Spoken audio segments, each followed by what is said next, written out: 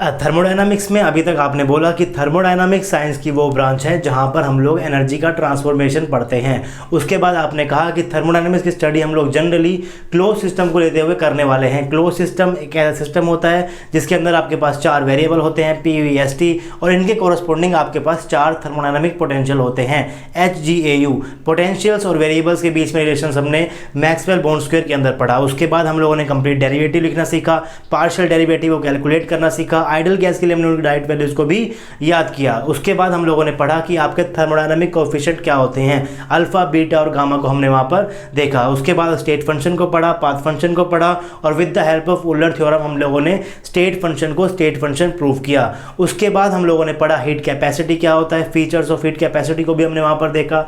उसके बाद हम लोगों ने कुछ रिलेशंस देखे सीपी माइनस सीवी के, और रिलेशंस को हमने प्रूव किया from fundamental equation of CP minus CV. उसके बाद हम लोग पढ़ रहे थे joule Thompson coefficient. Last lecture के अंदर मैंने आपको वो एक्सपेरिमेंट शुरू किया था, तो चलिए आज इस लेक्चर के अंदर उस एक्सपेरिमेंट को खत्म करते हैं। तो चलिए शुरू करते हैं आज की क्लास।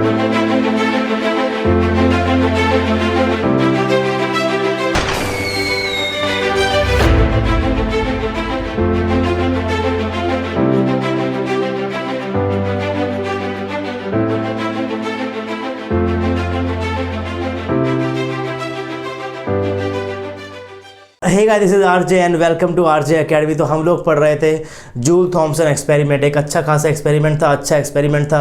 CSIR नेट के अगर एग्जाम पॉइंट ऑफ व्यू से बात करूँ तो उसके लिए भी इंपॉर्टेंट है। तो हम लोग इसको डिटेल में पढ़ रहे थे। एक बार जल्दी से रिविजन कर लेते हैं कि हमने अभी तक इसके अंदर से क्या क्या पढ़ा है। तो सबसे पहले हमने देखी थी इसकी स्टेटमेंट कह रही थी हमें कि when a gas is expanded adiabatically from high pressure region to low pressure region, the change in temperature with respect to change in pressure at constant enthalpy is known as Joule-Thomson coefficient, and the experiment conducted is study and the study of experiment is known as Joule-Thomson experiment। So ये उसकी statement थी, और statement के आधार के ऊपर हमने कहा था कि जो आपका DP है, क्योंकि जो आपकी गैस एक्सपेंड हो रही है एडियाबैटिकली, वो हाई प्रेशर रीजन से लो प्रेशर रीजन के अंदर जा रही है। तो आपने कहा था कि DP आपका थ्रू आउट द एक्सपेरिमेंट क्या होगा, नेगेटिव होगा। उसके बाद आपने स्टेटमेंट से म्यू जेटी का मैथमेटिकल एक्सप्रेशन लिखा था। वो आपने क्या लिखा था, the change in temperature with respect to change in pressure at constant enthalpy. तो आपका म्यू जेटी क्या हो गया, आपका म्यू जेटी हो गया del T upon del P H, del T upon del P at constant H. तो ये आपका म्यू जेटी हो गया। उसके बाद आपने क्या किया, उसके बाद आपने साइक्लिक रूल की हेल्प से आपने म्यू जेटी को लिखा था माइनस का 1 upon C P del H upon del P T, del H upon del P T. जब मैंने आपको बताया था कि साइक्लिक रूल आप ऐसे कर सकते हो, आपको क्या करना है, आपको करना है, आप यहाँ से ऐसे गोला बना सकते हो, उस पर लिखते हो T P H, T H P, T P H लिखना था आपको, टी पी एच आपसे लिखोगे। उसके बाद आप साइक्लिक रूल को ऐसे अप्लाई करोगे, और अप्लाई करने के बाद आप क्या कर सकते हो, उसको आप del T upon del P H को लिख सकते हो माइनस का 1 upon C P del H upon में डेल पी इंटू में टी, तो एट कॉन्स्टेंट टी। तो आप इसने इसको इस एक्सप्रेशन के अंदर लिखा। तो यहाँ पर तो आपका जो del H upon del P T है, ये तो आपका second thermodynamic equation of state हो गया। उसकी वैल्यू भी आपको पता है कि जो आपका del H upon del P T होता है वो तो आपका v माइनस टी इंटू में del V upon del T at constant P होता है। बाहर एक माइनस था, आपने अंदर से माइनस कॉमन ले लिया, तो आपने लिख दिया कि आपका जो म्यू जे टी है वो मेरा बराबर हुआ 1 अपॉन सी पी के इंटू में T upon del V upon del T P minus का वी। तो इस चीज़ की हम बात कर चुके हैं। अगर आपको इस एक्सप्रेशन में अभी तक कोई दिक्कत आ रही है तो आप लास्ट लेक्चर के अंदर जाकर देख कर आइए कि आखिर हमने किस तरीके से म्यू जे टी को डिराइव किया था। उसके बाद आपने कहा था कि जो आपकी first thermodynamic equation of state होती है और जो आपकी second thermodynamic equation of state होती है वो तो आपकी आइडियल गैस के लिए जीरो होती है। अगर आपकी del H upon del P T zero होता है आइडियल गैस के लिए, तो आपका म्यू जे टी भी क्या हो जाएगा, जीरो हो जाएगा। तो आपने बात की थी कि जो आपका म्यू जे टी होता है वो आइडियल गैस के लिए क्या होता है, जीरो होता है। अगर मैं बात करूं रियल गैस की, wonder wall gas off equation जहाँ पे फॉलो करता है वो, तो वहाँ पर आपका जो म्यू जे टी होता है वो होता है 1 अपॉन सी पी इंटू में 2a upon R T minus का b।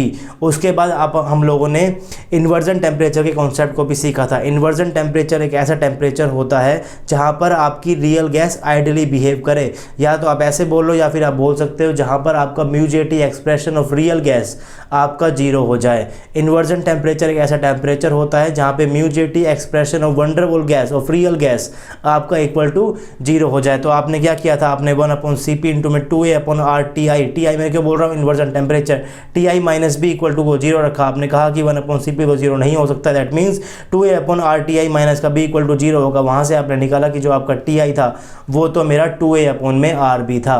तो इतनी बातें हम लोग कर चुके हैं और हमने एक स्टेटमेंट यहाँ से ये कहा था आपको कि जब ये एक्सपेरिमेंट हो रहा था जूल थॉमसन एक्सपेरिमेंट का, तो पहली स्टेटमेंट ये दी गई थी कि वही गैस सिर्फ कूलिंग शो कर सकती है, उसी गैस को हम लोग लिक्विफाई कर सकते हैं जो हमारे सेटअप के, जो जूल थॉमसन एक्सपेरिमेंट के सेटअप से गुजरने के बाद कूलिंग शो करे। अगर कोई भी गैस जूल थॉमसन एक्सपेरिमेंट के सेटअप के गुजरने के बाद कूलिंग शो करती है, उसी गैस को हम लोग क्या कर सकते हैं, लिक्विफाई कर सकते हैं। लेकिन जैसे जैसे एक्सपेरिमेंट आगे बढ़ा तो लास्ट कंक्लूजन ये निकल के आया कि हम लोग कोई भी गैस कूलिंग शो कर सकती है, कोई भी गैस हीटिंग शो कर सकती है, बशर्ते हम लोग अपने एक्सपेरिमेंटल कंडीशन को चेंज कर सके, उसे कंट्रोल कर सके।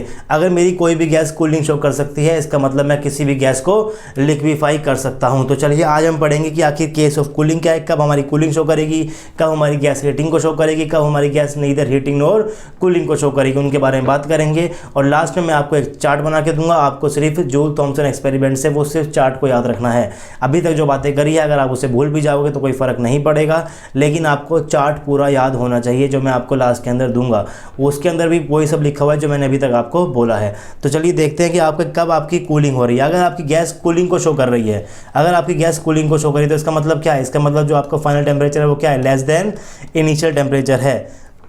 अगर आपका final temperature less than initial temperature है, इसका मतलब आपका dt क्या, dt आपका TF माइनस का TI, TF माइनस का TI क्या हो गया, नेगेटिव हो गया। मैंने यहाँ पर लिखा भी हुआ है TF लेस देन TI, यानी कि जो आपका फाइनल टेम्परेचर है वो इनिशियल टेम्परेचर से कम है, तभी तो आपकी कूलिंग करेगी। अगर आपकी कूलिंग कर रही है तो आपका फाइनल टेम्परेचर इनिशियल टेम्परेचर से छोटा हो गया। अगर आपका फाइनल टेम्परेचर इनिशियल टेम्परेचर छोटा हो गया तो आपका dt क्या हो गया, dt आपका नेगेटिव हो गया। आपको ये बात तो पता है कि थ्रू आउट द एक्सपेरिमेंट आपका dp क्या होता है, dp आपका नेगेटिव रहने वाला है। अब आप ऊपर बता रहे हो कूलिंग केस के अंदर आपका dt क्या हो जाएगा, ये भी आपका नेगेटिव हो जाएगा। तो नेगेटिव अपन में नेगेटिव क्या हो गया, पॉजिटिव हो गया। यानी कि कूलिंग के केस के अंदर जो आपका म्यू जेटी है, म्यू जेटी वो क्या हुआ, म्यू जेटी तो मेरा पॉजिटिव हो गया। म्यू जेटी का पॉजिटिव होना मतलब क्या, म्यू जेटी का ग्रेटर देन जीरो होना। म्यू जेटी का ग्रेटर देन जीरो होने का मतलब क्या, 1/Cp इंटू में 2a/RT माइनस बी का ग्रेटर देन जीरो हो जाना। हम लोग यहाँ पर केस ले रहे हैं रियल गैस का। रियल गैस की जो आपकी इक्वेशन होती है वो क्या होती है रियल गैस की, P/an² v स्क्वायर इंटू में v minus B, v minus में nb इक्वल टू nRT। ये आपकी होती है रियल गैस की इक्वेशन, वन डबल इक्वेशन होती है ये। और इस इक्वेशन के हिसाब से जो आपका म्यू जेटी निकल कर आता है वो क्या निकल कर आता है, 1/Cp इंटू में 2a/RT माइनस का b। हम बात कर रहे हैं अभी कूलिंग की। अगर आपकी कूलिंग होगी तो आपका जो dt है वो क्या हो जाएगा, वो आपका नेगेटिव हो जाएगा। dp through out the experiment negative रहता है, तो dt/dp क्या हो गया, नेगेटिव हो गया। अगर आपका dt/dp नेगेटिव हो गया, इसका मतलब आपका म्यू जेटी नेगेटिव हो गया। म्यू जेटी अगर नेगेटिव हो गया, इसका मतलब आपका जो म्यू जेटी है वो लेस देन जीरो हो गया। अगर आपका mu jetty less than zero हो गया, अगर dt अगर नेगेटिव है, dp आपका नेगेटिव है, तो dt/dp पॉजिटिव हो गया। अगर आपका वो पॉजिटिव हो गया, इसका मतलब आपका म्यू जेटी क्या हो गया, पॉजिटिव हो गया। अगर आपका म्यू जेटी पॉजिटिव हो गया, इसका मतलब 1/Cp इंटू में 2a/RT माइनस का b क्या हो गया, ग्रेटर देन जीरो हो गया।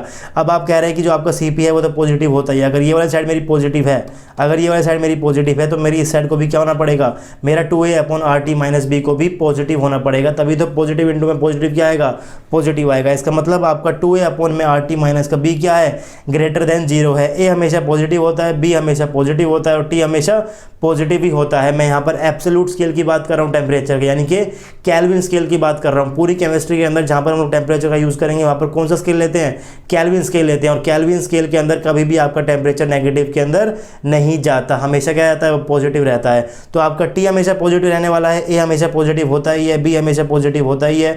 तो आपकी सारी के सारी टर्म्स पॉजिटिव है। तो आप इनइक्वालिटी के साइड के अंदर, राइट हैंड के साइड के अंदर भी टर्म को ले सकते हो और इधर की तरफ भी लेकर आ सकते हो, कोई दिक्कत अब आपकी नहीं है। अगर वो नेगेटिव होती है तो आप इनइक्वालिटी के राइट हैंड साइड से उठाकर कोई भी चीज़ उधर की तरफ नहीं ले जा सकते। जो यहाँ पर डिवाइड में है उसे मल्टीप्लाई में नहीं कर सकते। अगर आपकी कोई कॉन्स्टेंट नेगेटिव होता है तो जब आपको इनइक्वालिटी से कोई चीज़ को मल्टीप्लाई से डिवाइड में ले जाते हो तो आपका साइन चेंज हो जाता है, राइट।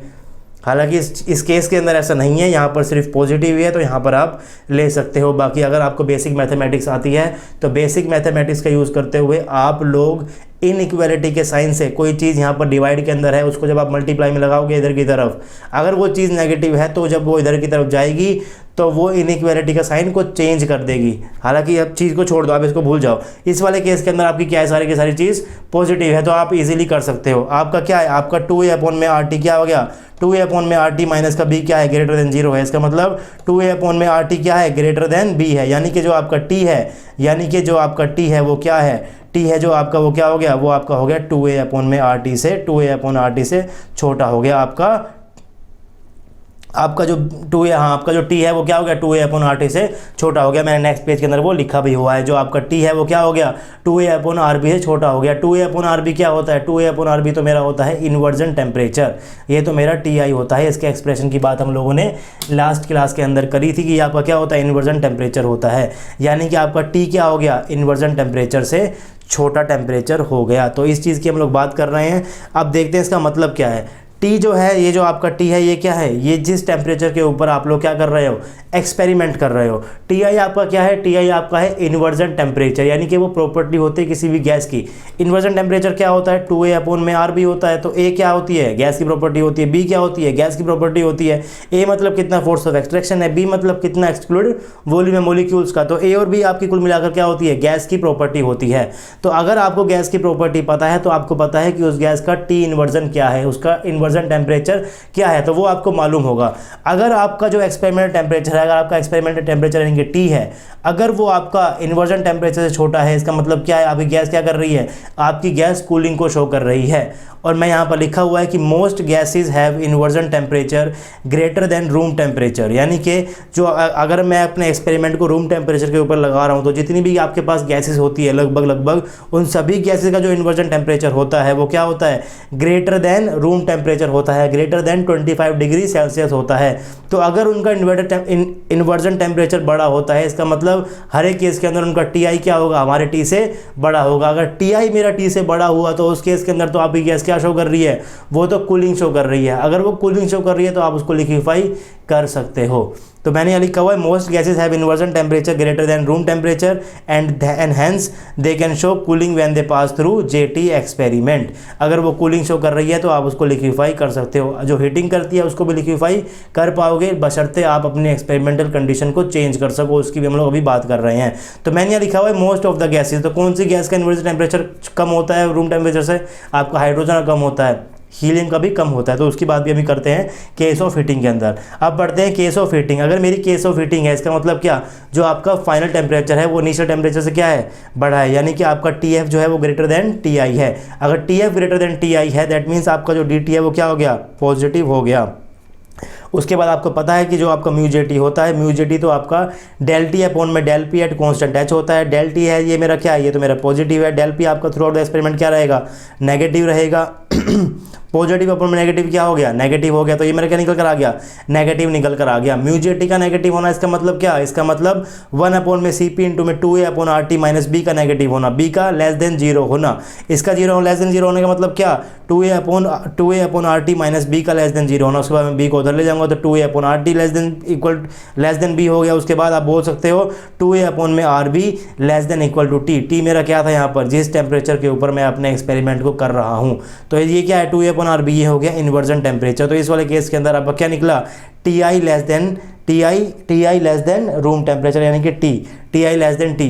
अगर आप जिस टेम्परेचर के ऊपर अपने एक्सपेरिमेंट को आपने लगा रखा है वो एक्सपेरिमेंट गैस के इन्वर्जन टेम्परेचर से बड़ा है, मान लो कि आप लोग 25 डिग्री सेल्सियस के ऊपर अपने एक्सपेरिमेंट को रन कर रहे हो और जो गैस आपने ली हुई है उसका इन्वर्जन टेम्परेचर 25 डिग्री सेल्सियस से कम है, 10 है, 12 है, 3 है, माइनस का 10 डिग्री है, माइनस का 20 डिग्री सेल्सियस, यानी कि आपका जो रूम टेम्परेचर है उससे कम है। अगर वो उससे आपका टेम्परेचर कम है, उस गैस का इन्वर्जन टेम्परेचर अगर हमारे एक्सपेरिमेंटल टेम्परेचर से कम है, तो जब आप उस गैस को जूल थॉमसन एक्सपेरिमेंट के सेटअप से निकालोगे तो वो गैस आपकी हीटिंग को शो करेगा। अगर आपके गैस का इन्वर्जन टेम्परेचर एक्सपेरिमेंट जिस टेम्परेचर के ऊपर आप कर रहे हो एक्सपेरिमेंटल टेम्परेचर से अगर आपके गैस का इन्वर्जन टेम्परेचर बड़ा है, अगर आपका इन्वर्जन टेम्परेचर एक्सपेरिमेंटल टेम्परेचर से बड़ा है और आप उस गैस को जूल थॉमसन एक्सपेरिमेंट के सेटअप से निकालोगे तो वो उस केस में कूलिंग शो करेगा। लेकिन अगर आपकी गैस का इन्वर्जन टेम्परेचर एक्सपेरिमेंटल टेम्परेचर की कंडीशन से छोटा है और अगर आप उस गैस को जूल थॉमसन एक्सपेरिमेंट के सेटअप से निकालोगे तो उसको इसके अंदर वो हीटिंग को शो करेगा। अब यहाँ पे मैंने आपको बताया था कि inversion temperature of hydrogen gas and helium gas is very small, उसका 25 डिग्री सेल्सियस से भी कम होता है। So at room temperature these gases will show heating when pass through JT experiment, these gas will show heating when they pass through JT experiment. तो अभी तक हमने देखे केस ऑफ कूलिंग के, जब कूलिंग होगी तब आपका टी आई यानी कि क्या होगा, तब आपकी हीटिंग होगी तब आपका टी आई क्या होगा। आप देखते हैं नीदर कूलिंग नोर हीटिंग, ना तो कूलिंग हो ना तो हीटिंग हो। कुछ फॉर्मूले मैंने यहाँ पर लिखे हुए हैं, इनकी बात थोड़ी देर में करेंगे। अभी पहले पढ़ लेते हैं नीदर हीटिंग नोर कूलिंग। अगर आपकी ना हीटिंग हो रही है ना आपकी कूलिंग हो रही है, इसका मतलब क्या, आपका टेम्परेचर कांस्टेंट रह गया, यानी कि आपका T final equal to T initial है। अगर आपका T final equal to T initial तो आपका डी टी क्या हो गया, डी टी आपका जीरो हो गया। अगर आपका डी टी यानी कि म्यू जे टी के एक्सप्रेशन के अंदर आपका न्यूमरेटर अगर आपका जीरो हो गया तो आपका म्यू जे टी जीरो हो गया। अगर आपका म्यू जे टी जीरो हो गया इसका मतलब 1 में सी पी इंटू में 2 अपॉन आर टी माइनस का बी इक्वल टू जीरो हो गया। 1 अपॉन सी पी जीरो हो नहीं सकता, इसका मतलब 2a upon R T minus B क्या है, जीरो है, वो आपका जीरो है। इसका मतलब क्या, 2a upon R T equal to B है। इसका मतलब क्या, T equal to 2a upon में आर बी है और 2a अपॉन में आर बी तो क्या होता है, टी इन्वर्जन है, यानी कि T equal to T inversion निकल कर आ गया। यानी कि किसी गैस को, यानी कि मान लो कि आप हाइड्रोजन एक बार के लिए सिर्फ मान लो कि हाइड्रोजन गैस का जो टी इन्वर्जन है वो 10 डिग्री सेल्सियस होता है। वैसे होता नहीं है, बस मान लो कि वो 10 डिग्री सेल्सियस होता है। और जो आप एक्सपेरिमेंट कर रहे हो लैब के अंदर भी उसका भी टेम्परेचर आपने 10 डिग्री सेल्सियस ही कर रखा है। और अगर आप उस केस के अंदर हाइड्रोजन को जूल थॉमसन एक्सपेरिमेंट के सेटअप से निकालोगे तो वो गैस ना तो कूलिंग शो करेगी और ना ही हीटिंग को शो करेगी। इसका मतलब अगर किसी भी गैस का इन्वर्जन टेम्परेचर होता है, कुछ भी मान लो उसका इन्वर्जन टेम्परेचर है, और उसी टेम्परेचर के ऊपर आपने अपने एक्सपेरिमेंटल के सेटअप को लगा रखा है जूल थॉमसन एक्सपेरिमेंट को, और उसके बाद आप उस गैस को उसके सेटअप से जूल थॉमसन एक्सपेरिमेंट के सेटअप से बाहर निकालोगे तो ना तो वो कूलिंग शो करेगी ना तो वो हीटिंग शो करेगी।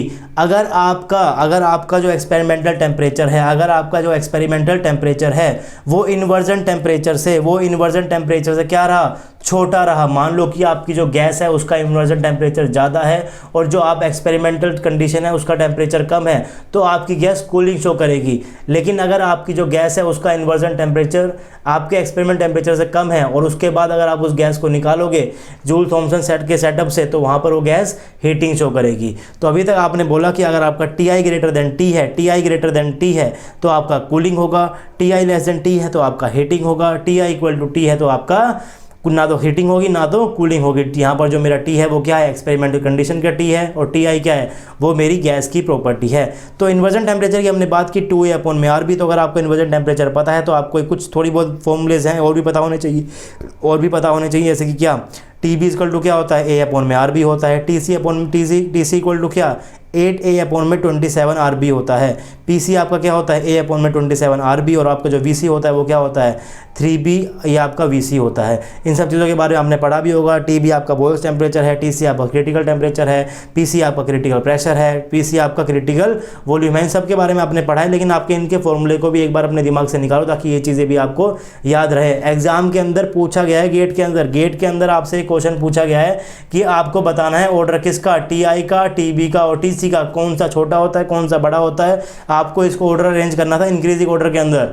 तो वो क्या हो जाएगा, आपका टी आई क्या है, टी आई तो आपका 2a अपॉन में आर बी है, टी बी क्या है, a अपॉन में आर बी है, टी सी क्या है, 8a अपॉन में 27 अपॉन में आर बी है। तो ये तो आपका 2 हो गया, 2 इंटू में क्या, a अपॉन आर बी, ये आपका क्या हो गया, 1 इंटू में a अपॉन में आर बी, और 8/27 क्या हो गया, 8 अपॉन 27 तो 1 से छोटा ही होगा। मान लो वो कुछ भी हो लेकिन वो 1 से क्या रहेगा, छोटा ही होगा। अगर ये मेरा क्या, मान लो मैं ऐसे क्या निकल कर आया, ये आपके पास निकल कर आएगा 0 पॉइंट लगभग 3 के बराबर। तो ये इंटू में क्या, 8 अपॉन में आर बी। सबसे बड़ा कौन सा, सबसे बड़ा आपका टी आई, यानी कि जो टी आई है वो क्या है, सबसे बड़ा है। उसके बाद क्या आएगा, उसके बाद टी बी आएगा, उसके बाद क्या आएगा, टी सी आएगा। तो ये आपसे क्वेश्चन पूछा गया है गेट के अंदर, टीसी का, टीआई का, टीबी का और टीसी का ऑर्डर बताने के लिए आपसे पूछा गया है। तो आपको इन फॉर्मूले भी एक बार आपको दिमाग में रखने चाहिए कि क्या फॉर्मूले होते हैं। अब हम बात करते हैं वापस से जूल थॉमसन के एक्सपेरिमेंट की। हम लोग बनाते हैं एक चार्ट। मैंने यहाँ पर सामने चार्ट बनाया हुआ है। आई होप कि आपको विजिबल हो। अगर ये आपको विजिबल नहीं हो पाएगा, चलिए मैं एक काम करता हूँ कि मैं एक बार आपको पूरी स्क्रीन के ऊपर एक चार्ट दिखाता हूँ और मैं पीछे से बोल रहा हूँ कि आपको क्या क्या इसके अंदर याद करना है। वैसे ये सब चीज़ें हम लोग पढ़ चुके हैं। तो आप इस चार्ट को देखिए। इस चार्ट के ऊपर मैंने पहला केस लिया हुआ है कूलिंग का। कूलिंग का मतलब क्या, आपका जो टी फाइनल है वो क्या, लेस देन टी आई है, यानी कि जो आपका फाइनल टेम्परेचर है वो कम होगा किससे, इनिशियल टेम्परेचर। तो आपका डी टी क्या हो जाएगा, डी टी आपका नेगेटिव हो जाएगा। अगर D T negative, D P आपका पहले से नेगेटिव होता ही है, तो आपका म्यू जे टी क्या हो गया, पॉजिटिव हो गया। अगर म्यू जे टी पॉजिटिव हो गया तो mu J T greater than 0 हो गया। इसका मतलब क्या, इसका मतलब आपका T I greater than T हो गया। टी आपका क्या है, ये आपका एक्सपेरिमेंट का टेम्परेचर है। जो आपका टी आई है वो क्या है, गैस की प्रॉपर्टी है। ये सब चीज़ हम लोग पढ़ चुके हैं, मैंने बस चार्ट के अंदर बनाया हुआ है। फिर बात करते हैं हीटिंग की। हीटिंग के अंदर आपको पता है कि जो आपका टी है, टी फाइनल है वो आपको ग्रेटर होगा, यानी कि आपका डी टी क्या हो जाएगा, पॉजिटिव हो जाएगा। डी टी का पॉजिटिव होना अपॉन, इसका मतलब क्या, म्यू जे टी का नेगेटिव होना। म्यू जे टी अगर मेरा नेगेटिव हो गया, इसका मतलब क्या, 1/CP इंटू में 2a प्लस 2a अपॉन में RT माइनस बी का लेस देन इक्वल टू 0 हो जाना। अगर ये आपका लेस देन इक्वल टू 0 है, इसका मतलब क्या, आपका 2a अपॉन में RT लेस देन बी हो जाना। इसका मतलब क्या, इसका मतलब 2a अपॉन में RB का less than equal to T हो जाना। और ये तो आपका क्या होता है, इन्वर्जन टेम्परेचर होता है। इसका मतलब क्या, कि टी इन्वर्जन का लेस देन हो जाना टी से। तो ये आपका सेकंड वाला केस हो गया। नीदर हीटिंग के अंदर, नॉन कूलिंग के अंदर क्या था, आपका म्यू जे टी 0 के बराबर था। म्यू जे टी 0 था, आपका टी आई क्या निकला था, टी के बराबर निकल गया था। हमने बात की यहाँ पर किसकी, हमने बात कर ली अभी म्यू जे टी की। हमने एक टर्म और पढ़ी थी, हमने पढ़ा था कि आपका फाई जे टी क्या होता है, जिसको आप क्या बोलते हो, जिसको आप लोग आइसोथर्मल जूल थॉमसन कोफिशिएंट बोलते हो, आइसोथर्मल। इस वाले केस के अंदर आपका टेम्परेचर क्या रहता था, कॉन्स्टेंट रहता था। और म्यू जे टी क्या होता है, आपका mu J T equal to होता है माइनस का सी पी इंटू में mu J T. Phi J T होता है, फाई जे टी होता है इक्वल टू माइनस का सी पी इंटू में mu J T. Phi J T होता है इक्वल टू माइनस का सी पी इंटू में म्यू जे टी। तो अगर आपका म्यू जे टी पॉजिटिव तो फाई जे टी नेगेटिव, अगर म्यू जे टी नेगेटिव तो फाई जे टी पॉजिटिव। ये तो आपको फॉर्मूले से पता चल गया होगा। अगर आपका एक पॉजिटिव होगा, दूसरा क्या हो जाएगा, ऑटोमेटिकली नेगेटिव हो जाएगा। तो आपके पहले वाले कूलिंग वाले केस के अंदर जो आपका म्यू जे टी था वो क्या आ रहा था, पॉजिटिव आ रहा था। इसका मतलब जो आपका फाई जे टी है वो क्या हो गया, नेगेटिव हो गया। हीटिंग वाले केस के अंदर आपका जो म्यू जे टी था वो नेगेटिव था, तो आपका फाई जे टी क्या हो जाएगा, पॉजिटिव हो जाएगा। नीदर हीटिंग नॉर कूलिंग के अंदर आपका म्यू जे टी 0 था, उसी तरीके से आपका फाई जे टी भी क्या हो जाएगा, 0 हो जाएगा। लास्ट सेक्शन के अंदर आप लोग कमेंट्स देख रहे हैं। मैंने आपको बताया था कूलिंग के अंदर most of the gases source cooling eight room temperature. क्यों, क्योंकि ज़्यादातर गैसों का जो इन्वर्जन टेम्परेचर होता है वो रूम टेम्परेचर ज़्यादा होता है। अगर उसका इन्वर्जन टेम्परेचर रूम टेम्परेचर ज़्यादा होगा, यानी कि अपने एक्सपेरिमेंटल टेम्परेचर से ज़्यादा होगा, तो वो क्या शो करेगी, वो कूलिंग को शो करेगी।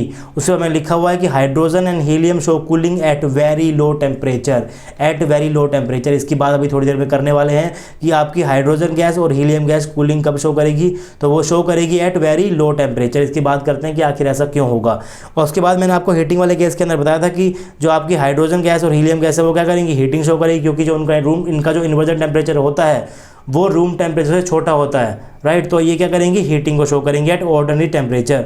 और most of the gas show heating at very high temperature. तो इस पॉइंट को, कमेंट्स के सेकंड पॉइंट को और ऊपर वाले केस के सेकंड पॉइंट को हम लोग अभी डिस्कस करने वाले कि आखिर ये चीज़ मैंने क्यों लिखी हुई है। उसके बाद बात करते हैं नीदर हीटिंग नॉर कूलिंग की। तो आइडियल गैस किसी भी टेम्परेचर के ऊपर ना तो हीटिंग शो करती है ना तो कूलिंग शो करती है। इसका मतलब ideal gas at ordinary temperature, किसी भी टेम्परेचर के ऊपर ये हमेशा क्या करेगी, ये ना तो कूलिंग शो करेगी और ना ही हीटिंग को शो करेगी। और real gas at inversion temperature, inversion temperature मेरा क्या होता है, 2a अपॉन में RT। अगर मेरा टेम्परेचर 2a अपॉन में RT हो गया, अगर मेरा टेम्परेचर इन्वर्जन टेम्परेचर के बराबर हो गया, अगर आपका एक्सपेरिमेंटल टेम्परेचर किसी गैस के इन्वर्जन टेम्परेचर के बराबर है और उसके बाद आप उस गैस को जूल थॉमसन एक्सपेरिमेंट के सेटअप से निकालोगे, तो वो गैस ना तो कूलिंग शो करेगी और ना ही हीटिंग को शो करेगी। तो मैंने यहाँ पर दो चीज़ें लिखी हुई है इस कमेंट्स के अंदर। मैंने यहाँ पर लिखा हुआ है, पहला मैंने कूलिंग में लिखा हुआ है कमेंट कि hydrogen gas and helium gas show cooling at very low temperature. और मैंने यहाँ पर लिखा हुआ है most of the gas show heating at very high temperature. इस कंसेप्ट को समझते हैं कि आखिर मैंने ये लाइन किस तरीके से लिख दी। तो चलिए इसकी बात करते हैं अब। आई थिंक मैंने यहाँ पर एक पेज बीच में मिस कर दिया, चलो मैं आपको वैसे समझा देता हूँ आखिर मैंने ये चीज़ यहाँ पर क्यों लिखी हुई है। मान लीजिए कि आपका जो टेम्परेचर है, आप जिस टेम्परेचर के ऊपर अपना एक्सपेरिमेंट कर रहे हो, आपका टेम्परेचर क्या है, वो आपका टेम्परेचर क्या है, T है, वो आपका टेम्परेचर क्या है, T है। और आपके पास कोई दो गैस है, एक गैस का आपके पास इन्वर्जन टेम्परेचर दिया हुआ है T1 Ti और दूसरे का क्या दिया हुआ है, दूसरे का दिया हुआ है, मान लो इसका जो आपका Ti है वो क्या है, वो आपका -10 डिग्री सेल्सियस है और इस वाली गैस का कितना है, 135 डिग्री सेल्सियस है। और जो आपका रूम टेम्परेचर है वो आपका कितना दिया हुआ गिवन है, रूम टेम्परेचर तो आपका जिसके ऊपर आपने एक्सपेरिमेंट लगा रखा है ये आपका क्या है, ये आपका है 25 डिग्री सेल्सियस। तो अभी तक हम लोगों ने अभी तक मैंने आपसे बताया, अभी तक मैंने आपको ये बताया कि अगर आपकी गैस का इन्वर्जन टेम्परेचर एक्सपेरिमेंटल टेम्परेचर से ज़्यादा है और आप एक्सपेरिमेंटल टेम्परेचर के ऊपर उस गैस को जूल थॉमसन एक्सपेरिमेंट के सेटअप से गुजारोगे तो वो कूलिंग शो करेगी। तो वो क्या करेगी, तो वो कूलिंग शो करेगी। कूलिंग शो करेगी इसका मतलब क्या, उसका टेम्परेचर कम होगा। मान लो कि आपकी कोई गैस है जिसका इन्वर्जन टेम्परेचर क्या है, 135 डिग्री सेल्सियस है, यानी कि इसका इन्वर्जन टेम्परेचर आपके एक्सपेरिमेंटल टेम्परेचर से क्या है, ज़्यादा है। अगर आप इस गैस को जूल थॉमसन एक्सपेरिमेंट के सेटअप से गुजारोगे तो ये कूलिंग शो करेगी, इसका मतलब इसका टेम्परेचर घटेगा। इसका टेम्परेचर घटेगा इसका मतलब 135 डिग्री सेल्सियस से ये 25 डिग्री सेल्सियस की तरफ मूव करेगी। तभी तो बोलोगे ना इसको घटेगा। घटने का मतलब क्या होता है, 135 से कम होना। 135 से कम होने का मतलब क्या, 135 से कम जाएगी। 135 से कम जाएगी मतलब क्या, 25 डिग्री सेल्सियस की तरफ वो मूव करेगी। अब मान लो आपके पास कोई एक ऐसी गैस है जिसका इन्वर्जन टेम्परेचर क्या है, -10 डिग्री सेल्सियस है। अगर उसका अब आप इस गैस को, जिस गैस का आपका टेम्परेचर -10 डिग्री सेल्सियस है, उसका इन्वर्जन टेम्परेचर है, अगर आप इस गैस को जूल थॉमसन एक्सपेरिमेंट के सेटअप से निकालोगे और आपने एक्सपेरिमेंट सेटअप किया हुआ है 25 डिग्री सेल्सियस के ऊपर, रूम टेम्परेचर सेल्सियस के ऊपर, तो आपको पता है अगर आपकी गैस का इन्वर्जन टेम्परेचर रूम टेम्परेचर से छोटा होता है तो वो गैस मेरी हीटिंग शो करेगी। हीटिंग का मतलब क्या, हीटिंग का मतलब होता है कि उस गैस का टेम्परेचर बढ़ेगा। अगर आपका टेम्परेचर -10 डिग्री से बढ़ रहा है तो इसका मतलब क्या, ये भी मेरा 25 डिग्री सेल्सियस की तरफ मूव कर रहा है, ये भी मेरा 25 डिग्री सेल्सियस की तरफ मूव कर रहा है। एक बार दोबारा सुनिए मैं क्या बोल रहा हूँ। मैं आपसे बोल रहा हूँ कि मान लीजिए आपके पास कोई गैस है जिसका इन्वर्जन टेम्परेचर 135 डिग्री सेल्सियस है। आपको गैस की ए की वैल्यू पता है, आपको गैस की बी की वैल्यू भी पता है। अगर आपको ए पता है, बी पता है, तो आपको टी इन्वर्जन पता है। कैसे निकालोगे, 2a/r, आपने टी इन्वर्जन निकाल लिया। अगर आपको पता है कि आपकी गैस का इन्वर्जन टेम्परेचर 130 डिग्री है या फिर 135 डिग्री है, आपके रूम टेम्परेचर यानी कि 25 डिग्री सेल्सियस, यानी कि उस टेम्परेचर के ऊपर जिसके ऊपर आपने अपना एक्सपेरिमेंट सेटअप लगा रखा है, अगर उस एक्सपेरिमेंटल सेटअप से, उस एक्सपेरिमेंटल टेम्परेचर के सेटअप से आपका जो इन्वर्जन टेम्परेचर है वो बड़ा है, वो टी इन्वर्जन जो है वो बड़ा है, तो इसका मतलब वो गैस मेरी कूलिंग शो करेगी जब वो सेटअप के पास से गुजरेगी। अगर वो कूलिंग शो करेगी इसका मतलब उसका टेम्परेचर कम होगा। उसका टेम्परेचर कम होगा मतलब वो 135 डिग्री से 25 डिग्री की तरफ मूव करेगी, 25 डिग्री की तरफ मूव करेगी। तो यानी कि ये मेरी 25 डिग्री की तरफ मूव करेगी। उसके बाद आप कह रहे थे कि मान लो किसी गैस का इन्वर्जन टेम्परेचर -10 डिग्री है, ये आपका जो एक्सपेरिमेंटल सेटअप है वो आपका 25 डिग्री पे लगा हुआ है, यानी कि जो आपका गैस का इन्वर्जन टेम्परेचर है वो लेस है किससे, आपके जिस टेम्परेचर पे आपका एक्सपेरिमेंट लगा हुआ है जूल थॉमसन का। अगर आपको उस गैस का इन्वर्जन टेम्परेचर कम है तो वो क्या शो करेगी, वो हीटिंग शो करेगी। अगर वो हीटिंग शो करेगी तो इसका टेम्परेचर क्या करेगा, बढ़ेगा। उसका टेम्परेचर बढ़ेगा तो क्या करेगा, वो 25 डिग्री यानी कि -10 से 25 की तरफ, यानी -10 से 0 की तरफ, -10 से +10 की तरफ, या फिर बोल दो -10 से 25 की तरफ वो मूव करेगी। तो ऐसा प्रतीत हो रहा है, ऐसा लग रहा है एक्सपेरिमेंट को देख के कि जो आपकी गैस का, अगर आपकी किसी भी गैस का टी इन्वर्जन जो भी है, वो टी इन्वर्जन जो है आपके एक्सपेरिमेंटल टेम्परेचर की ओर मूव करती है। अगर ज़्यादा है तो वो कूलिंग करके मूव करेगी, अगर कम है तो वो हीटिंग करके मूव करेगी। लेकिन आपका जो आपके अगर मान लो कोई भी गैस है उसका टी इन्वर्जन कुछ भी हो, तो ऐसा प्रतीत हो रहा है कि आपकी गैस उस तरफ मूव करती है, आपके एक्सपेरिमेंटल टेम्परेचर की तरफ मूव करती है। अगर वो ज़्यादा से कम पे आ रही है इसका मतलब क्या, वो क्या कर रही है, कूलिंग शो कर रही है। अगर वो कम से ज़्यादा के ऊपर आ रही है तो क्या, यानी कि ये वाला पार्ट मेरा किसका है, राइट साइड मेरी हीटिंग की है और मेरी लेफ्ट साइड किसकी है, कूलिंग की है। राइट साइड किसकी है, हीटिंग की है, और लेफ्ट साइड किसकी है, कूलिंग की है।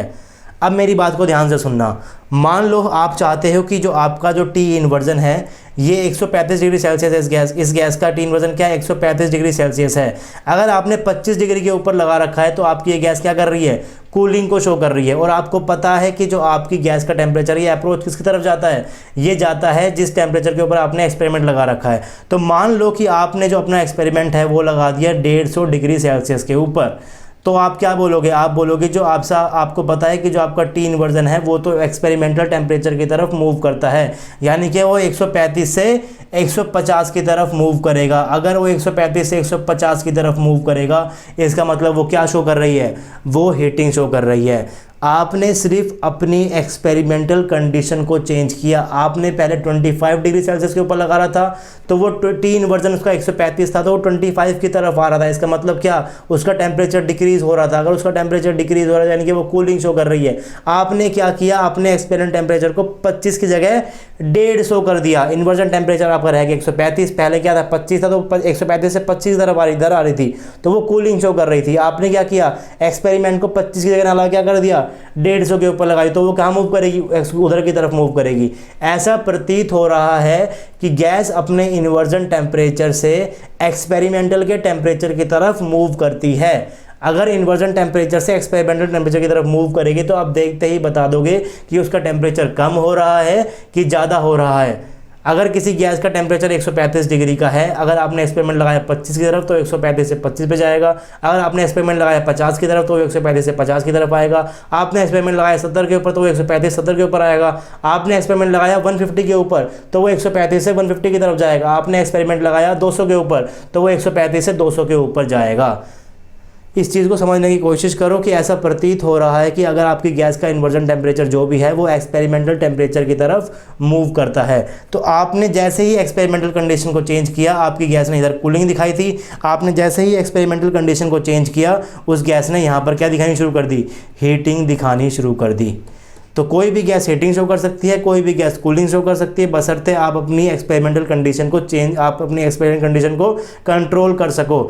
आपको क्या करना है, कूलिंग को शो करने के लिए अगर आपकी गैस का टेम्परेचर कुछ भी है, आपको सिर्फ उससे कम आपकी गैस का टेम्परेचर मान लो 135 डिग्री है तो आपको 135 डिग्री से कम टेम्परेचर के ऊपर अपना सेटअप लगाना है तो वो कूलिंग शो कर देगी।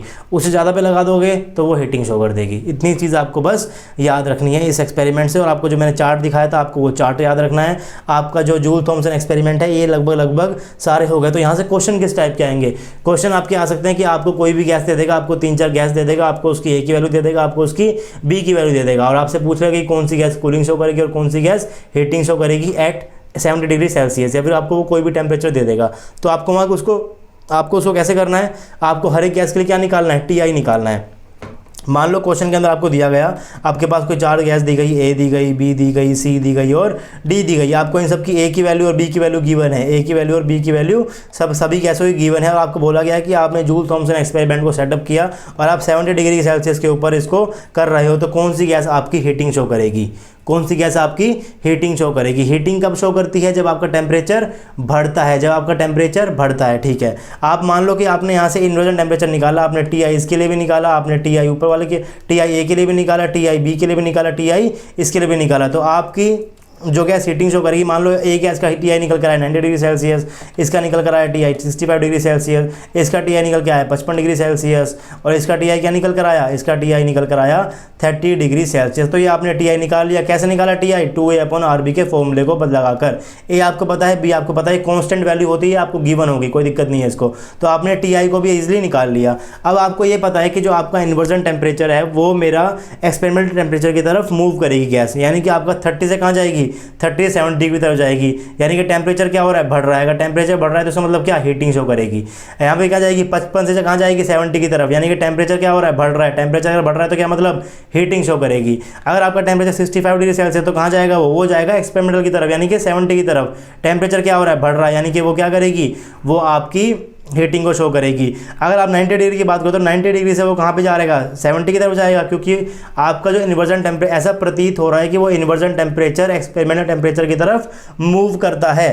तो ये 90 से कहाँ जाएगा, 90 से 70 की तरफ जाएगा। तो इस वाले केस के अंदर, ए वाले केस के अंदर आपका जो टेम्परेचर है वो क्या हो रहा है, डिक्रीज हो रहा है। डिक्रीज हो रहा है तो इसका मतलब क्या शो करेगा, ये आपकी जो ए गैस है वो कूलिंग शो करेगी, बाकी सारी की सारी गैस क्या शो करेगी, हीटिंग शो करेगी। तो आपको सिर्फ पता होना चाहिए आपको किस तरीके से क्वेश्चन को करना है। आपको गैस दे देगा, कोई भी गैस दे देगा, हीलियम गैस दे देगा, हाइड्रोजन गैस दे देगा, आर्गन गैस दे देगा, क्रिप्टॉन गैस दे देगा। आपको पता होना चाहिए इनकी ए और बी वैल्यू आपको याद नहीं करनी, इन सबकी वो गिवन होगी, लेकिन आपको पता होना चाहिए कि जो आपका टी इन्वर्जन है वो क्या होता है, 2a/RB। टी इन्वर्जन का फॉर्मूला कि आपको क्या निकालना है, 2a/RB निकालना है। उसके बाद आपको क्या करना है, आपका जो टी इन्वर्जन है वो अप्रोच करेगा एक्सपेरिमेंटल के टेम्परेचर को। उसके बाद आपको बस ये देखना है कि आपका टेम्परेचर इंक्रीज हो रहा है कि टेम्परेचर डिक्रीज हो रहा है। तो इस तरह के क्वेश्चन आएंगे, वो आप इजीली कर पाओगे। अब और किस तरह के क्वेश्चन आते हैं, क्वेश्चन आपके पास ये भी हो सकते हैं कि find the value of μJT। आपको सिर्फ μJT की डायरेक्ट वैल्यू बतानी है। आपको कोई भी इक्वेशन ऑफ स्टेट दे देगा, मान लो आपको दिया गया हो P इंटू में V माइनस का B, P इंटू में V माइनस का B। आपको इससे क्या निकालना है, आपको इसका μJT निकालना है। तो आपको ये तो पता ही कि जो आपका μJT होता है वो क्या होता है, डेल टी अपॉन में डेल pH होता है। आपने इसको एक्सपेंड कर दिया कैसे, साइक्लिक रूल क्या लिखा आपने, माइनस का 1/Cp del H upon del PT आपने इसको लिख दिया। उसके बाद ये तो आपका second thermodynamic equation of state होता है, आपने इसको फिर से एक्सपेंड कर दिया। ये आपका निकल कर आ गया 1/Cp इंटू में T इंटू में del V upon del TP minus का V। और आपको पता है कि आप del V upon del T at constant P को कैसे निकालते हो। ये आप कैसे निकालते हो, ये हमने बहुत पहले पढ़ा थर्ड लेक्चर के अंदर, जब हमने सीखा था कि आप पार्शियल डेरिवेटिव को कैसे निकालते हो। आइडियल केस के हमने वैल्यू याद कर रखी थी, लेकिन यहाँ पर आपके पास जो इक्वेशन है वो क्या है, वो आइडियल गैस इक्वेशन नहीं है, कोई और इक्वेशन, यानी कि आपको इसको निकालना पड़ेगा। निकालते कैसे हैं इसको, आपके पास इक्वेशन क्या है, P इंटू में V माइनस का B इक्वल टू RT है। तो आप यहाँ से P निकाल लो। आपको क्या निकालना पड़ेगा, आपको निकालना है, आपको कैलकुलेट करना है डेल V अपॉन में डेल T। तो आपको V फंक्शन दिया हुआ है, आपको V फंक्शन की वैल्यू निकालनी है T के अंदर, V फंक्शन की वैल्यू निकालनी है T के अंदर। तो आपको क्या गिवन है, P इंटू में V minus B equal to RT। तो V माइनस B क्या हो गया, RT अपॉन में P। तो V क्या हो गया, RT अपॉन में P प्लस का P। तो आपके पास वैल्यू निकल गई V फंक्शन की, V वेरिएबल की वैल्यू निकल गई किसके अंदर, T के अंदर आपकी वैल्यू निकल कर आ गई। अब आपको क्या निकालना है, आपको डेल V अपॉन में डेल T निकालना है कांस्टेंट P। तो आप इसको वैल्यू पुट कर दो। आपने V की जगह क्या रखा, RT अपॉन में P प्लस का B रख दिया, आपने इसकी वैल्यू रख दी। एक बार डिफरेंशिएट इसको कर दो, एक बार इसको कर दो, मैंने अलग अलग करके दिखा दिया। यहाँ पे आपको गिवन है क्या, प्रेशर आपका कांस्टेंट यहाँ पर गिवन है, P आपका कांस्टेंट गिवन है, R आपका कांस्टेंट होता है। तो R/P को आपने बाहर निकाल दिया, अंदर क्या बचा, अंदर P तो बचा नहीं। तो डेल मेरा किस में कन्वर्ट हो गया, D में कन्वर्ट हो गया। क्या बच गया, DT अपॉन में DT अपॉन में DT की DT क्या होता है, 1 होता है। और आपका ये तो B तो आपका कांस्टेंट होता है, कांस्टेंट का डिफरेंशिएशन 0 होता है। तो यहाँ पर निकल कर आ गया आपका क्या, R/P आपका निकल कर आ गया। अगर आपका R/P निकल कर आ गया तो R/P की वैल्यू आपको सिर्फ यहाँ पर पुट करनी है और आपका आंसर निकल कर आ जाएगा। Del V upon del T की वैल्यू आपको निकालनी आती है, उसकी वैल्यू आपको बस यहाँ पर पुट करनी है, आपका μJT निकल कर आ गया। μJT क्या निकल कर आ गया, 1/Cp इंटू में T इंटू में R/P अपॉन में माइनस का V। अब इस RT को PV मत रख देना, अब इस RT को जो है वो PV अपॉन में P माइनस का V मत कर देना, क्योंकि आप बोलोगे PV equal to NRT, PV equal to RT। तो PV तो आपका RT होता है, तो RT तो आपका PV होता है। RT की जगह आपने PV करा, P से P काट दिया, V माइनस में V0 कर दिया। तो ये तो आप तब पुट कर सकते हो जब आपके पास इक्वेशन किसकी दी गई हो, आइडियल गैस इक्वेशन दी गई हो। आपके पास इक्वेशन दी गई है ये वाली, P इंटू में V minus V equal to RT। तो यहाँ से निकालो आपका RT क्या होता है, RT क्या होता है, यहाँ से होता है PV P इंटू में V माइनस V। यहाँ पर आपका RT PV के बराबर नहीं है। तो छोटी छोटी गलतियाँ मत करना एग्जाम के अंदर। जो इक्वेशन ऑफ स्टेट आपको गिवन होगी पूरा क्वेश्चन उसी इक्वेशन ऑफ स्टेट से निकलेगा।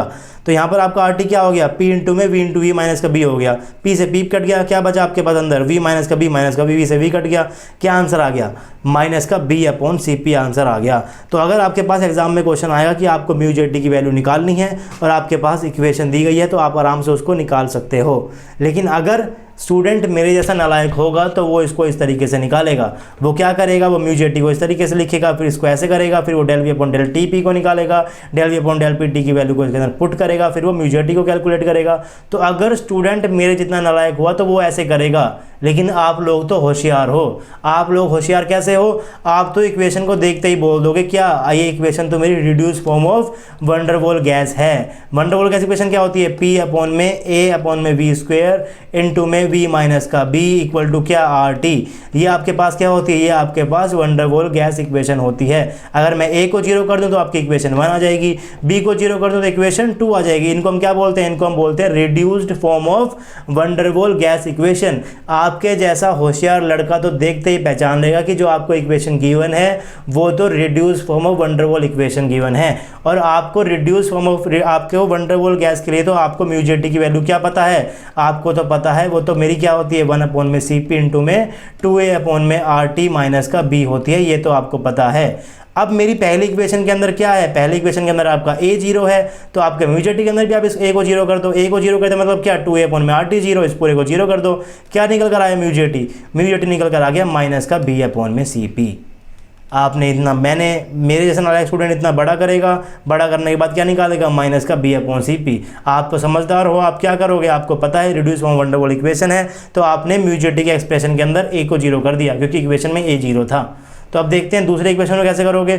दूसरी इक्वेशन आप समझ गए क्या है, ये तो मेरी reduce form of wonder wall equation है, लेकिन इसका मेरा क्या है b = 0 होता है। तो म्यू जे टी आपका क्या निकल कर आएगा, म्यू जे टी निकल कर आएगा 1/Cp इंटू में 2a/RT माइनस का b, ये होता है पूरी वंडर वॉल इक्वेशन के लिए। इस वाले केस में क्या है, b मेरा 0 है, तो यहाँ पर भी 0 कर दो, b 0 करते क्या हो जाएगा, आपका आंसर आ जाएगा 2a/RT इंटू में 1/Cp। डायरेक्ट रिजल्ट आ गया 1 सेकेंड के अंदर, आपके 4 नंबर आ गए एग्जाम के अंदर।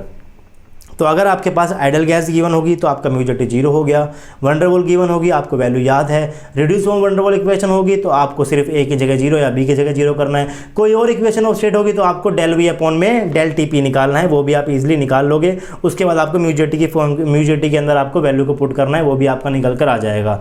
तो म्यू जे टी आप निकाल लोगे अगर आपको इक्वेशन ऑफ स्टेट गिवन है। आप ये भी बता दोगे अगर आपको कोई गैस गिवन है a और b की, तो वो गैस आपकी कूलिंग शो करेगी कि हीटिंग शो करेगी, आप इस चीज़ को भी बता दोगे। और उसका लास्ट कंक्लूजन क्या था, उसका कंक्लूजन ये था कि आप किसी भी गैस को, कोई भी गैस कूलिंग शो कर सकती है, कोई भी गैस हीटिंग शो कर सकती है, बशर्ते आप अपने एक्सपेरिमेंट कंडीशन को चेंज कर दो। तो आपने अभी देखा कि आप टेम्परेचर को उठा के इधर कर दोगे तो आप कोई भी गैस आपकी कूलिंग कर सकती है और कोई भी गैस हीटिंग कर सकती है। तो आपने अभी तक जूल थॉमसन के अंदर सारी चीज़ें यहाँ पर पढ़ ली हैं। अब देखते हैं एक और क्वेश्चन। आपको क्वेश्चन को देखकर सबसे पहले थर्मो के अंदर डरना नहीं है।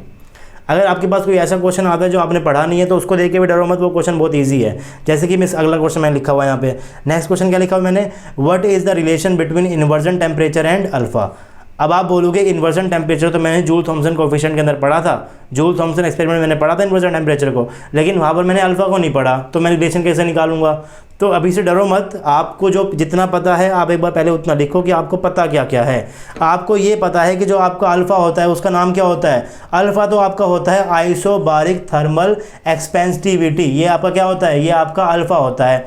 थर्मल एक्सपेंशन का मतलब वॉल्यूम के अंदर चेंज देख रहे हो, किसके रिस्पेक्ट में, वॉल्यूम का क्या है चेंज, रिलेटिव चेंज, रिलेटिव मतलब dV/V, ये होता है रिलेटिव चेंज। अल्फा की जब मैंने आपको वैल्यू याद कराई थी, मैंने वहाँ पर आपको अच्छे से कराई हुई है। आप अल्फा का, अगर आपने थर्मोडायनामिक कोएफिशिएंट का लेक्चर नहीं देखा तो आप वो भी देख लीजिए, आपके लिए वो भी हेल्पफुल होने वाला है। तो ये क्या सा होता है, रिलेटिव चेंज होता है, यानी कि dV/V होता है। विद रिस्पेक्ट टू के लिए क्या लगा दिया, डंडा लगा दिया, विद रिस्पेक्ट टू क्या, temperature, with respect to dt at constant v, ये आपका क्या होता है, ये आपका अल्फा होता है। आपको ये पता है कि जो आपका म्यू जे टी होता है वो तो ∆T/∆Ph होता है, इक्वल टू 1/Cp/H/∆Pt होता है, वंडर वॉल के लिए होता है। लेकिन अगर आप इसको खोलोगे तो कैसे लिख सकते हो, इसको आप लिख सकते हो mu J T equal to 1/Cp t into में ∆V/∆Tp माइनस का v होता है। तो आपको ये चीज़ें तो पता है, आपको भले ही क्वेश्चन का आंसर ना आता हो, लेकिन आपको ये 3 चीज़ें लिखनी आती है, क्योंकि मैंने अभी तक आपको इतना पढ़ा दिया है कि आप इन 3 चीज़ों को विद इन 30 सेकंड्स आराम से लिख दोगे। अगर आपको ये चीज़ लिखनी आती है तो आपको वो क्वेश्चन भी आता है, इन तीनों चीज़ों के अंदर ही वो क्वेश्चन आराम से हो जाएगा। देखिए आपको ये पता है कि जो आपका अल्फ़ा होता है वो क्या होता है, जो आपका अल्फ़ा है वो क्या हो गया 1/V इंटू में dV/dt। आप इसको पी करोगे कॉन्स्टेंट तो क्या लगा दोगे, यहाँ पर डेल कर दोगे इसको, ये आपका क्या होता है, ये आपका अल्फ़ा होता है। तो आप देखिएगा आपका जो म्यू जे टी है इसके अंदर क्या निकल कर आ रहा है, ∆V/∆Tp निकल कर आ रहा है, और ये तो मेरा अल्फ़ा के अंदर आ रहा है, ∆V/∆Tp निकल कर आ रहा है। तो आपको क्या करना है, ∆V/∆T की वैल्यू अल्फ़ा के टर्म के अंदर सिर्फ म्यू जे टी के अंदर पुट करनी है, आपको और कुछ भी पुट नहीं करना। उसके बाद आपको क्या करना है, आपको टेम्परेचर को इन्वर्जन टेम्परेचर कर देना है। आप सिर्फ कंसेप्ट का यूज़ करना, देखते हैं कैसे करते हैं इस क्वेश्चन को। आपका जो ∆V/∆Tp कहाँ निकल के आ गया, यहाँ से ये निकल कर आ गया अल्फ़ा इंटू में v। अब आपका टेम्परेचर क्या है, इन्वर्जन टेम्परेचर है। आपको पता है कि इन्वर्जन टेम्परेचर के ऊपर अगर आपका एक्सपेरिमेंटल टेम्परेचर लगा हुआ है तो आपका म्यू जे टी क्या होगा, 0 होगा, ना तो गैस कूलिंग शो करेगी ना तो गैस हीटिंग शो करेगी। तो आपका गैस का क्या हो जाएगा, म्यू जे टी क्या हो जाएगा, 0 हो जाएगा। तो पहले तो आप ∆V की वैल्यू पुट करो, क्या करोगे आप, mu J T equal to क्या 1/Cp इंटू में क्या t इंटू में अल्फा इंटू में v माइनस का क्या, माइनस का v। आपको पता है कि जैसे ही आपने t को t इन्वर्जन किया आपका म्यू जे टी क्या हो गया, म्यू जे टी आपका 0 हो गया। अगर आपका म्यू जे टी 0 जीरो हो गया तो 1/Cp तो जीरो हो नहीं सकता, यानी कि क्या Ti अल्फ़ा वी माइनस का वी क्या होगा, जीरो होगा, यानी कि क्या, यानी कि आपका Ti अल्फ़ा वी माइनस का वी इक्वल टू जीरो, यानी कि क्या, यानी कि आपका Ti alpha V equal to आपका वी से आप वी काट दो, अल्फ़ा क्या निकल कर आ गया 1/T इन्वर्जन निकल कर आ गया। तो ये आपका रिलेशन निकल कर आ गया डायरेक्ट अल्फ़ा/T इन्वर्जन का क्वेश्चन पूछा गया है ये नेट के अंदर भी, बहुत सिंपल सा क्वेश्चन था, आराम से हो जाएगा। बस आपको क्वेश्चन को देखकर डरना नहीं है, जो आपसे पूछा गया आप उसको लिख दो, जो आपको रिलेशन पूछा गया उसको लिख दो, उसके बाद सिर्फ आपको कंपेयर करना है। मैंने आपको जो पढ़ाया है, मैंने आपको एक बार सीक्वेंस के अंदर पढ़ाया है। पहले मैंने आपको स्टार्टिंग के अंदर मैंने आपको बताया कि थर्मोडायनामिक्स होती क्या है, उसके बाद हमने रिलेशन देखे, मैक्सवेल रिलेशन का देखा, फिर हमने देखा कंप्लीट डेरिवेटिव क्या होता है, पार्शियल डेरिवेटिव क्या होता है, थर्मोडायनामिक कोएफिशिएंट को देखा, स्टेट फंक्शन को देखा, पाथ फंक्शन को देखा, यूलर थ्योरम को देखा, Cp माइनस Cv को रिलेशन को देखा। उसके बाद हम लोगों ने क्या पढ़ा, जूल थॉमसन एक्सपेरिमेंट पढ़ा। तो आपको इस सीरीज़ के अंदर ही थर्मो को याद करना है। अगर आपको सीरीज़ पूरी याद होगी तो आप आराम से कर सकते हो चीज़ों को, कोई भी मुश्किल नहीं है। नेक्स्ट लेक्चर के अंदर हम लोग पढ़ने वाले हैं Carnot cycle. Exam point of view से जूल थॉमसन एक्सपेरिमेंट से ज़्यादा इंपॉर्टेंट है, वो 3 लेक्चर देंगे कार्नोट साइकिल को। बहुत सारे क्वेश्चन करने वाले हैं थर्मोडायनामिक्स के। अभी तक मैंने आपको बहुत कम क्वेश्चन कराए हैं थर्मो के अंदर, लेकिन एक बार मेरा कार्नोट साइकिल पूरा हो जाएगा उसके बाद क्वेश्चन ही क्वेश्चन करेंगे हम लोग थर्मोडायनामिक्स के अंदर बहुत देर तक, और फिर हम लोग नेक्स्ट टॉपिक को शुरू करेंगे। तो नेक्स्ट लेक्चर बिल्कुल भी मिस मत करना। कार्नोट साइकिल बहुत ज़्यादा इंपॉर्टेंट है एग्जाम पॉइंट ऑफ व्यू से।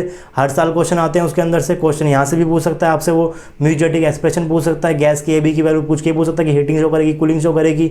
तो आपको हर चीज़ें पता होनी चाहिए, किस तरीके से आप क्वेश्चन को अप्रोच करते हो ये भी आपको पता होना चाहिए। अगर आपके बेसिक्स क्लियर होंगे तो आप क्वेश्चन को शुरू कर दोगे इजीली, कोई दिक्कत नहीं है। शुरू कर दिया तो ख़त्म भी कर दोगे, उसमें भी कोई दिक्कत नहीं है। तो आपसे मिलते हैं नेक्स्ट लेक्चर के अंदर जब हम पढ़ेंगे कार्नोट साइकिल। तब तक के लिए पढ़ते रहिए, पढ़ाते रहिए। Thank you.